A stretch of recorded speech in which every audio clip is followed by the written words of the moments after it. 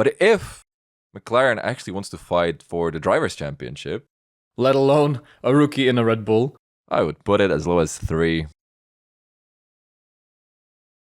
Tonda, we have had an absolutely disastrous race.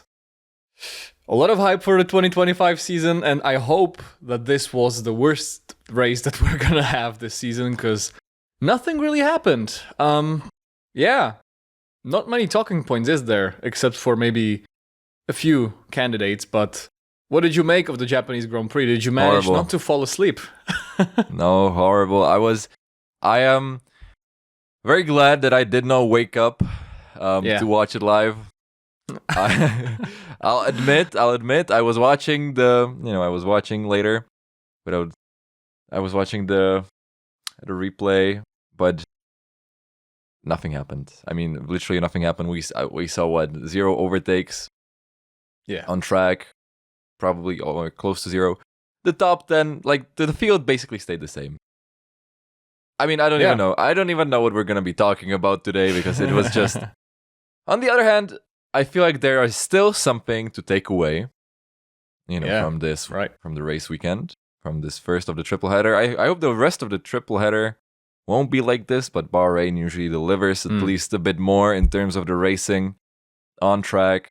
Yeah, more stops on track hopefully. action. Yeah. Exactly. Yeah, because the tires as well, like the tire life was insane. Yeah, it was pretty crazy to see, because I think you mentioned that you had close to 0 overtakes. We had a similar top 10, and in fact, I think this was only the 4th time in history in F1 that the top 6 of the race stayed the same from starting grid to actually the finishing order, which, like, I think Monaco was on the list like once or twice. Yeah. So I think you can imagine the level of nothingness that had to happen for it, to just go this way. But yeah, I think we had a lot of expectations, because Suzuka, I think it's a very interesting track, because it's a driver's favorite for many of them. For example, it used to be of Sebastian Vettel, a very successful driver on this track. But it seems like that these Formula One cars are outgrowing some of the classic circuits. Monaco has been the talking point for years. But at this point, you have to add in more. I think you have only one DRS zone in Japan, which, nowadays is very difficult to overtake without the DRS, unless you're Fernando Alonso and overtaking around the outside of 130R, Michael Schumacher 2005, or what was it? But yeah, maybe I think the first thing that was very new for us was seeing Yuki Tsunoda in a Red Bull for the first time. Yeah. And must say, beautiful livery. Beautiful. I have to say, I also agree. It was really, really good looking. I mean, the shade of the bull. I mean, it just shows that Red Bull really, they can do beautiful liveries, but they just choose to do the same one. Which, I mean, it's kind of part of their brand, right? Yeah, that they're always the livery never changes basically. But Yuki Tsunoda, yes. I mean, how funny is it that last episode we spent like 15 minutes talking about the future of Red Bull and speculating about the future of Liam Lawson's career, and I'll admit I was pretty adamant. I was saying there is no way. I said there's no way that they're switching them after 2 races, and wouldn't you know it, they did exactly that. They announced it a day later. So, it's just, I still don't truly understand the whole situation. I mean, it's very bizarre in my opinion. Yeah. I do think, I mean, as I said, I think that Yuki Tsunoda should have been in that Red Bull in the first place. He should have had the seat for 2025, and that Lawson should have stayed in, Racing Bulls. I feel like that would have made more sense, especially given what we see now. But what do you think how do you think Yuki will do for the rest of the year? Because obviously we've talked about the second seed being cursed. There were some hopes for Yuki in Japan, his home race, but qualify, and then he had some good laps in free practice and qualifying, but then Yeah. in Q2 the lap just didn't quite stick that well, Exactly.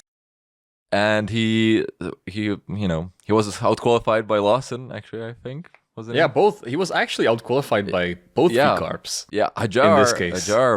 I mean, I feel like all the attention is on Yeah. Lawson and Tsunoda, and meanwhile Hajar is doing like very very Yeah. well. It's pressure off, V-carb. you know. It you is don't pressure you don't off. get the eyes on you all the time, because they're just looking into comparison between Tsunoda and Lawson, right? And yeah, it was apparently Lawson realized, or the way that he was told about the driver swap was that he realized through social media and through Yeah. news, right? So I hope that's not the case, but it would be a little bit a Red Bull-like kind of announcement. But yeah, it was shocking to see, after 2 races, it already seems like they were kind of regretting it in terms of like saying, okay, maybe we have really made a bad choice. But I think the biggest talking point about, why the swap happened, because first race, we already talked about it, right? First race was rain affected. It was very low grip conditions, difficult for a rookie, Yeah. let alone a rookie in a Red Bull. Second race, Lawson never raced in China, and it was a sprint weekend, so not much preparation, that could go on. And I think the third race, Suzuka, that would be the one that I would decide upon, right? Maybe even if I was to swap these drivers, which is pretty still harsh after 3 races, but Honda came in after, apparently Lawson didn't do so well, so they offered, I think it was like $10 million to Red Bull if they swapped the seats and made Tsunoda to be in the Red Bull, but it had to happen for a Japanese Grand Prix, which incidentally this year is the 3rd race of the season, right? So, Yeah. And yeah, it was very usual sight at looking at Tsunoda in the white V-Carb, but in this case it was the white Red Bull. So yeah, and practice, very promising. Horner saying they were on the same engine modes. He was within a 10th, I think, of Max. But then everything just went downhill, after he couldn't put the lap together. He said the pace was there, but he couldn't put the lap together. And he got out-qualified by both Hajar and Lawson. While Max Verstappen brilliantly took pole position. I mean, right, we said that it was a boring race and nothing really happened, and that is true, but yeah, as I said, I feel like there's still a lot to take away from this, and that's, first of all, as we say almost every time, Max Verstappen is still a force to be reckoned with, and he's still kind of the one to beat in a way, because he's just, obviously McLaren have the fastest car right now, as we see, as we saw in all of these races, but Max Verstappen, on pure pace with his driving, he's just pulling that Red Bull car to, he's pushing it to its limits and delivering, because that qualifying lap was insane. Yeah. And then he managed to just, to hold on to it for the whole race. I mean, that partially was probably due to McLaren's questionable strategy. Yeah, did that. McLaren learn nothing though? Because that's what we talked about last season. Yeah, right. That they were not ready to really be in the championship fighting position. So, I mean, I feel like it's cliche, but I think so. I think that McLaren, they have this problem that we talked about last year already, and that is, I feel like they don't want to upset their drivers. Because they have papaya rules, switching, and this is, I mean, and I don't mean to say that, that this is not a criticism of Lando Norris or Oscar Piastri, or I believe that, they are both, very mature and they could deal with these things. But I feel like the team itself, the philosophy is less of a, okay, let's maximize our chances, even if it costs us, sacrificing one of our drivers. Yeah. But, well, I mean, they did that to Piastri last year a few times, but But it was understandable Whoops. because Lando was fighting for the championship. Yeah. But right now, it just feels like, okay, I understand that they want to give them a level playing field, but there are situations exactly like this one where you just have to try something and put the cars on a different strategy, and not just try and be as egalitarian as you can with, okay, let's just pit them at the same time, and because that's the fairest, because you just, and then Oscar Piastri saying that he's faster and wanting to get the chance to hunt Max down. That also didn't happen. I think they're very hesitant to make these sorts of decisions. I don't know if that is because they want to, keep the, try and not increase tensions between Lando and Oscar, possibly, or if they're just really trying to be very fair and scared of whatever might happen if they prioritize one driver over the other.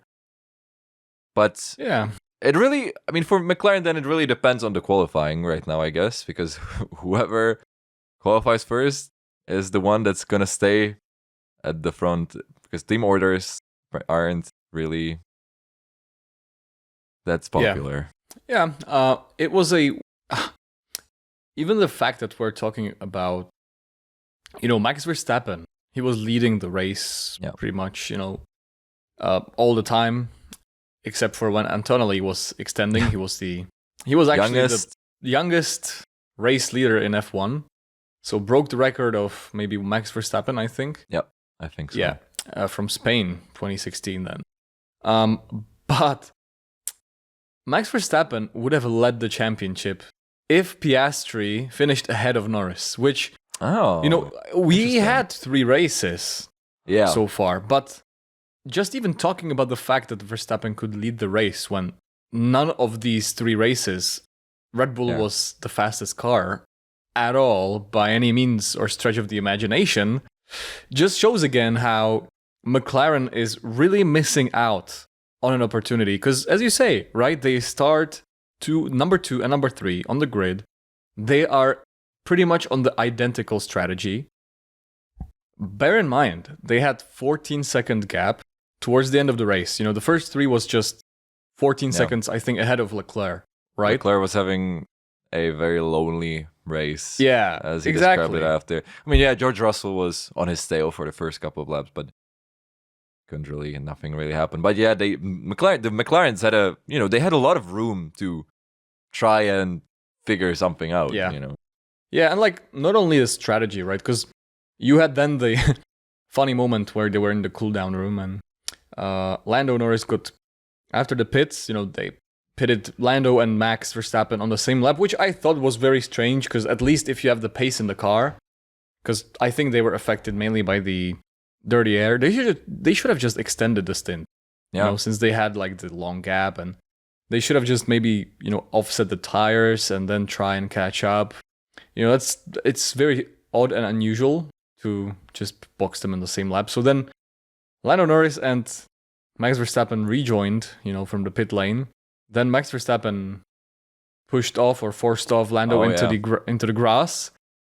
Norris was very close to disengaging the pit limiter, maybe too early. But then that was also seen in the cooldown room, and Piastri was saying that's it, that's all the highlights. And but they were pushing very hard, they said, so it was odd to see a race where nothing really happened. But yeah, you then had the single moment where Lando Norris pretty much came the closest to challenging Verstappen, because he was just not able to get into his DRS, and you saw Piastri almost overtaking Norris. And I don't know how you felt at that moment, but I was just screaming team orders, because that was the only chance they would have had. And I understand, again, not wanting to do that for whatever reason, but if you're trying to beat Max Verstappen, you can't just rely on your hopes and dreams. Just that you have to actually actually do something, make some strategy calls. And when clearly Piastri at that point in the race had better pace. They could have just let him try, and if it didn't work, they could have just swapped them back. That's also Exactly. They should have done Bottas and Hamilton 2017 Hungary. I think that happened where Vettel was leading the race in a Ferrari ahead of Raikkonen, and then it was Bottas in a Mercedes, and then Hamilton in fourth. And Vettel was having steering issues, so I think his steering was pulled to the right, so he was losing pace, and Bottas couldn't catch up. Right, Bottas was nowhere near. So they decided that, Hamilton proposed that if he's gonna get past Bottas, if they're gonna let him through, he will try and get the Ferraris, but if he can't get the Ferraris, he will give the position back. And, Hamilton challenged Raikkonen, but I think he couldn't overtake in the end, but he was already like 20 seconds ahead of Bottas. He still slowed down on the last corner and gave Bottas the P3, which was for a podium actually, not even P2, P3. Yeah. So they had nothing to lose. And that's, this is the indecisiveness of McLaren that I think really hurts them, because they have two very competitive drivers. They have two, number one drivers. And Oscar Piastri had birthday on that day, which was not a birthday gift for him, for sure. But I felt like Piastri had the pace. In the first stint, he had the pace, but then he cooked his tires. And on the hards, that seems to be pretty much, indestructible. They just seemed that they are never going to go off. They just went on forever. So they should have just tried and utilize the pace of Oscar Piastri to really try and put pressure on Verstappen. Yeah. I mean, and we said it was boring, but like the gaps actually were very close. Like they were 3 seconds apart, all to the top three at the end, right? So any small mistake, lockup from Max or Lando or anyone, and we could have seen a very different order of the top three, which I think just goes to show how really capable and on top of their game all these drivers are. Because obviously we say, oh yeah, Max Verstappen, he's amazing, can't discount him. But I mean, also, like Lando and Oscar were, right there, but just couldn't, catch him again. Maybe Piastri could have, but who knows? But I think this is really something that McLaren has to strongly think about if they. Because, I mean, as of now, they are on a very good track to aim for the Constructors' Championship again. I know, well, it's early in the year, as we saw last year, things can change. Yeah. But they have the fastest car. They have two very fast drivers. Who consistently qualify in the top three. So they're not being challenged for the constructors by anyone right now. But if McLaren actually wants to fight for the drivers' championship, then they have to, be ready to make the tough decisions that will prioritize one of the drivers over the other. I think it's not unrealistic to think that Oscar Piastri might actually be in the fight this year, because he was obviously Lando is leading right now, and Lando has been the faster of the two drivers overall, during their time as teammates so far. But Oscar has been improving quite a lot. Remember, he was very fast in qualifying, but then tire management was a bit of a weakness for him, so he mostly shined in the sprints, but now he's really getting there, even with his race pace. And I mean, at the time of recording this, we're already past the free practice sessions for the Bahrain Grand Prix, and he stopped two of those. So it's that actually might be, as we already said, I think last time or the episode before, that actually the fight between the two McLarens, if they allow them to fight this year, it might be the exciting thing, the fight to watch this year. And if either of them can bring the fight to Max Verstappen for the World Drivers' Championship, then we'll see who. Yeah, the McLaren has to actually help them. Yeah, absolutely. They have to absolutely fight for it this year. And, as you mentioned, the field is very close. Yeah. And, you know, it's sometimes, you know, we have Bahrain where supposedly the upgrades of Ferrari is coming. Yeah. So Yeah. one upgrade could really transfer the pecking order, you know, and Yeah. anything could happen, but it's very difficult. Right now, it's very difficult to say that any other team, bar McLaren, would be maybe, you know, challenging for the constructors title. Yeah. Because their car just seems 1 or 2 steps ahead at the moment, even though the 2 McLaren drivers don't really agree, which, why would they, right? Yeah. It's all drivers. But I think the Drivers' Championship is the one that's going to be very wide open because, you know, we've had, even towards the end of the season, last season, right? Verstappen didn't have the best car, yet he Yeah. was still capable of bringing up the challenge and, Yeah. you know, getting into the head of Lando Norris, for example, Mexico, right? Even though he knew that if Lando Norris manages to pass him, he will never see him again. He still, you know, just never allowed him to really overtake, even though it was a little bit beyond the limit.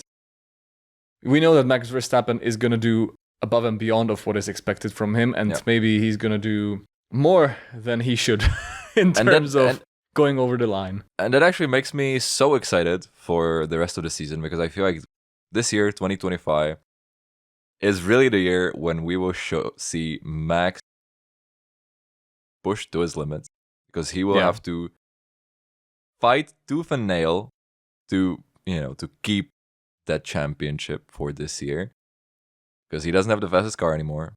And I feel like that will be very exciting to see how, you know, if he can hold on to it. Because so far he's been up there. He's still holding on, and you know, if we see more drives like the one in Brazil last year, for example. Oh God, yeah. Which really kind of confirmed his championship last year, then I think I would be very, very surprised if Max was out of the championship battle anytime soon. He might not win it this year anymore. He might not win it, but I think that he will fight until the very last few races. That because I don't think he's going down without a fight. Yeah, same. And let's not forget, like, even a few years back was 2018 when we had, like, before 2021, that's when we had the proper, you know, title fight between not only teammates, and that was 2018. I think that was between Sebastian Vettel in the Ferrari and Hamilton in the Mercedes. And I think that from the first 4 races, apart from maybe Australia, it was apparent that the Ferrari is very, very quick. Yeah. You know, and it seems to be quicker than the Mercedes by a good margin because Vettel won, was it like the first 3 races, you know, he won. The 4th one, I believe, was China or something like that, you know, and funnily enough, that was Verstappen who took him out. But yeah, then I remember my thoughts were, well, Sebastian Vettel should have that in the bag, right? Because he has the faster car. Seems like it works on circuits better than the Mercedes. You know, better operating window and everything. Of course, that was the time when there was no cost cap, which we have to take into consideration. But it was the same feeling, you know. At this point, McLaren is seemingly ahead, but it seems like also they have a very narrow window and the car is not so easy to drive. And if Red Bull can, you know, get some upgrades on the car and make it to more Verstappen's liking, just sharpening the front end and making the rear a little bit more grippy in the low speed, I think they're going to be, I think he's going to be back again in the title fight. And, you know, that's so exciting about this season because any of these first 4 teams can bring an upgrade. Mercedes is the most underrated team at this point, I think. Mercedes I feel like Antonelli's been doing a brilliant job so far. And absolutely. I mean, George Russell is also delivering as per usual for him, right? Now, Ferrari with their new floor. I mean, I think Hamilton they were testing how low they can go with the car right now in Bahrain. So Hamilton was seen bouncing quite a bit. Oh, no. So, but we'll see how that'll help them, because so far they're kind of, yeah. I mean, I'm still recovering from the double disqualification. Yeah, I never recovered. But I definitely agree. I mean, we saw the same thing in 2022 with Ferrari, right? Remember Charles Leclerc? The same thing. He had one of the largest margins since Nico Rosberg. After 3 races. Yeah, right? yeah. And so I that think was the funny thing. That was the funny thing, I think, in 2022, that it was either Verstappen won the race or he DNF'd. Yeah. In the first few, I don't know, 6 races or something, or 4. And then he stopped DNFing and started winning, and we all know how that turned out in 2023. Yeah. But we remember.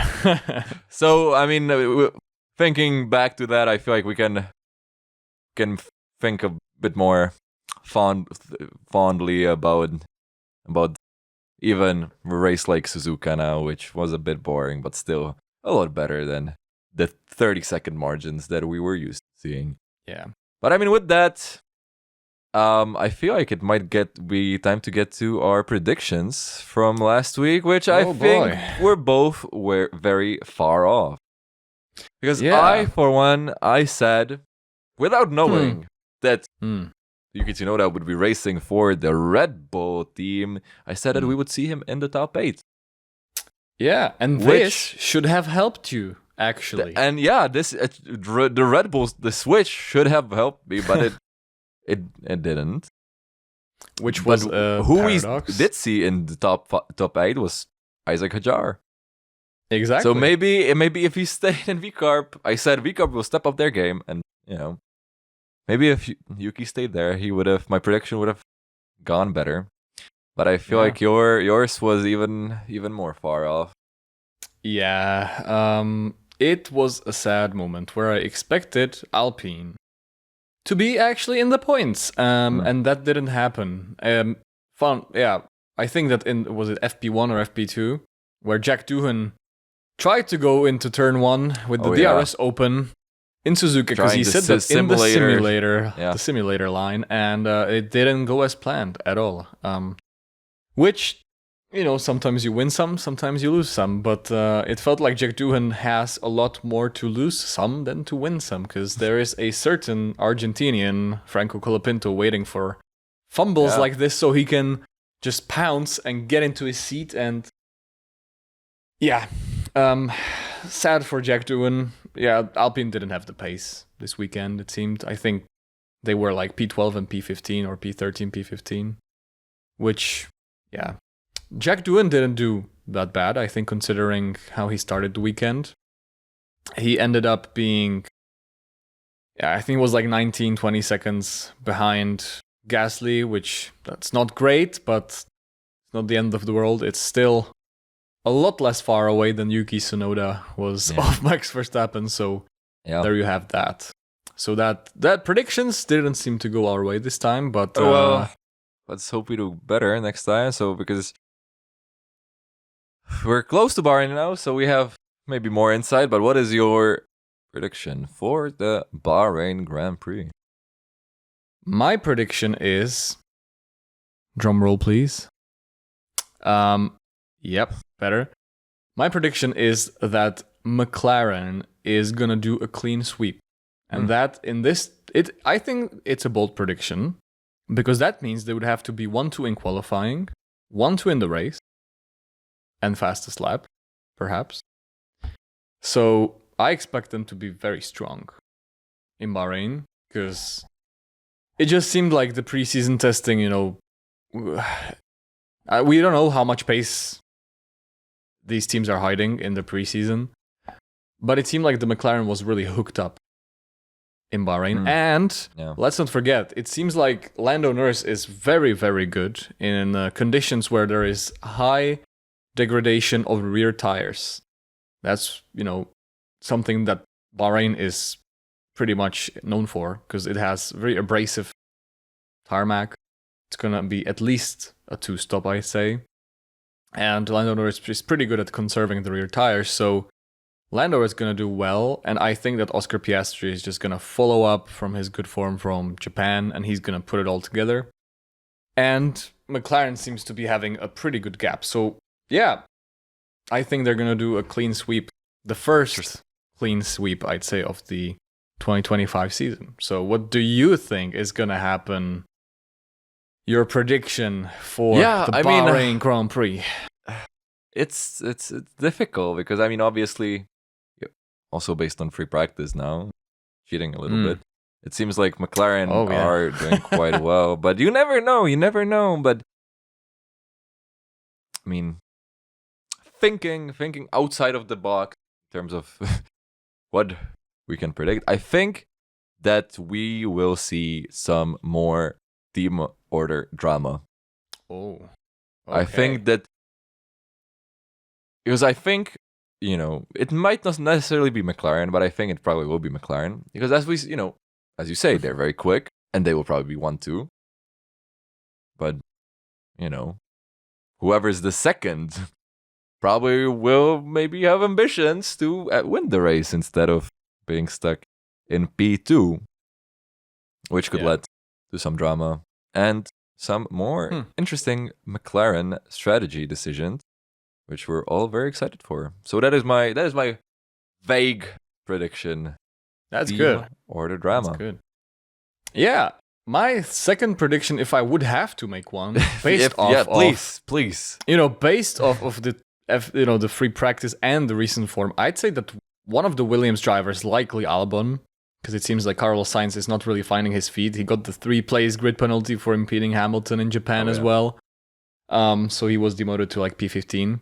But my prediction would be even the second one, that Williams, at least one driver, is going to he's going to beat the top, one of the drivers in the top 4 teams. So, he's going to finish, probably Albon would finish within the top 8 of quali and race, because it seems like Williams is really doing well in Bahrain as well. So 2 predictions. You're aiming for double the points. Interesting. I wish. I don't know if that's allowed, but we'll allow it for now. Yeah.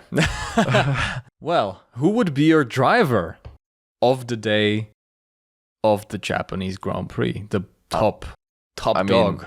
The top dog. I mean, I don't, we can try and be original here, but I don't think it can be anybody but Max Verstappen. I don't know. I feel like I've said this, or we've both said this at least 10 times on this podcast already, but it's deserved. It's deserved. Yeah, I'm doubling with the down. quali, with the race, with everything.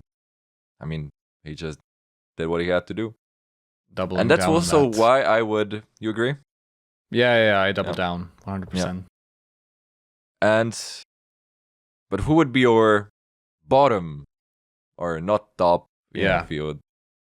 I would have the feeling that you're about to say the same answer as me. Yeah. Which would be completely fine. For me, it's Isaac Hadjar. Yeah. I mean, the way that he's been, he's found the pace in the V-carb, becoming more comfortable.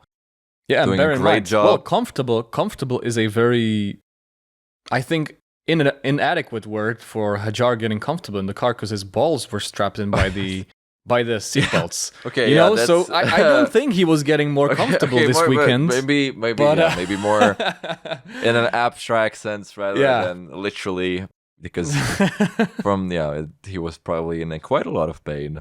Yeah, I mean, probably in less pain than Yuki Tsunoda was. Maybe who knows? Q3, maybe we'll see Hadjar in the Red Bull before. Yeah, that would be a plot twist, wouldn't it? Before the season is over, we'll see. Anything can happen. But then, who are the winners, or who is the winner of the weekend for you? I think that of this weekend, the winner would be Max Verstappen. The biggest winner for me is Max Verstappen, even though we've said it multiple times. I think that, because you could hear it in the voice of GP, right? Yeah. Max Verstappen's engineer, when the McLarens were getting close to him, and then, he was just saying that, nothing's probably going to happen, because them two are on the radios constantly, and nothing's really happening. So you just kind of knew that the Red Bull was a class above. And the Max Verstappen side of the garage, they're just like, they just knew what is happening. And I'm pretty sure that Max Verstappen knew exactly where he needs to focus his energy in terms of his battery deployment on, in which, because there's only one DRS zone. So he just knew where he has to be quick. Yeah. And, he didn't have the fastest car, and he had both McLarens behind him. And they were fighting between each other, over the comms, instead of actually focusing on him. So Max Verstappen, the biggest winner with not the best car, putting it on pole. Brilliant lap, I think, could be compared to the unfinished business he had in Jeddah in 2021. And yeah, that's the biggest winner for me. What would you say is the biggest winner? I mean, I completely agree with, what is it there to add?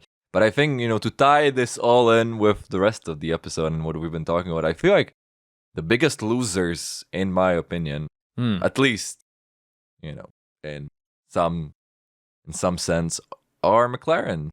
And that is purely, I know it's easy to shit on McLaren these days because whoever is the fastest car, it's very easy to shit on them. So yeah, we do it too.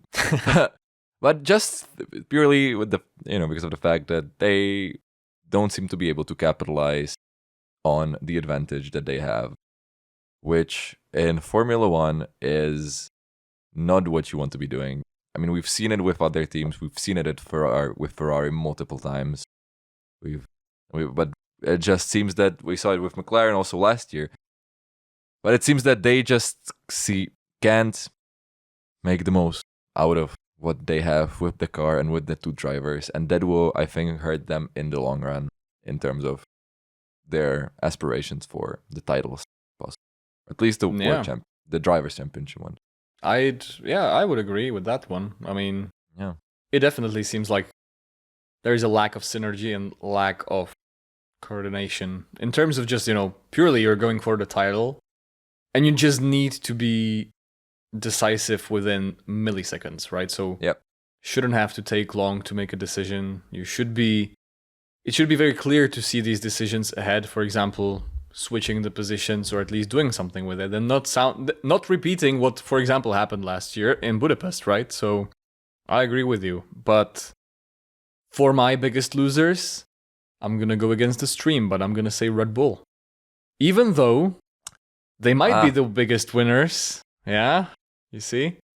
Even though they might be the biggest winners in terms of Verstappen, I think they are the biggest losers for the certain fact that they again did not manage to get a second seat driver that would deliver the points.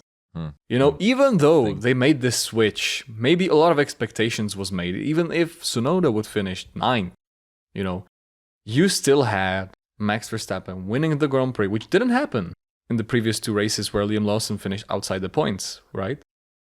Verstappen won, and Tsunoda was almost like a minute behind Verstappen. So he got almost lapped by Verstappen, exaggerating a little bit, but the point is that no matter, it seems like who are they, it doesn't seem to matter who they put into the second seat.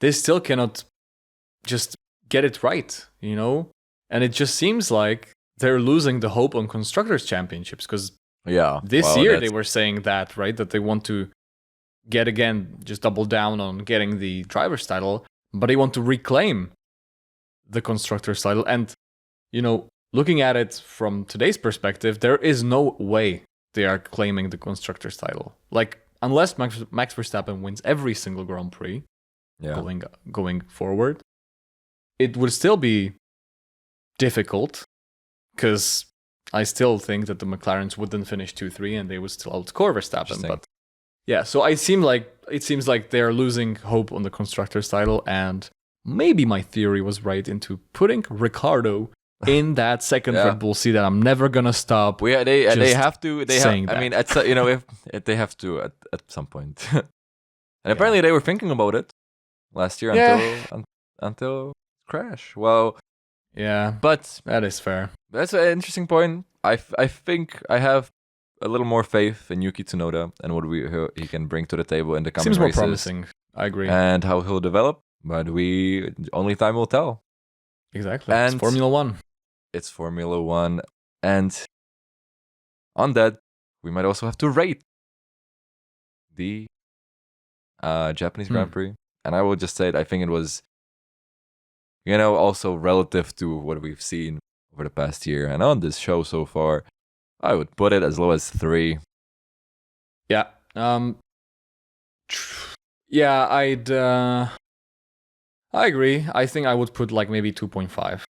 Yeah. 2.5. I'm just gonna put 2.5 to be original, But yeah, it nothing much really happened. There's not much to say, is it? I think the only hope was that we were waiting for McLaren to release Piastri towards Verstappen, which didn't happen.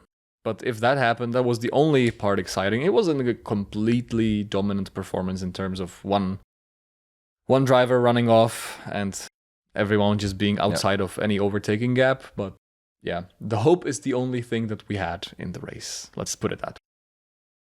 Well, let's hope that Bahrain will provide more than 2 hours of hoping for something to happen.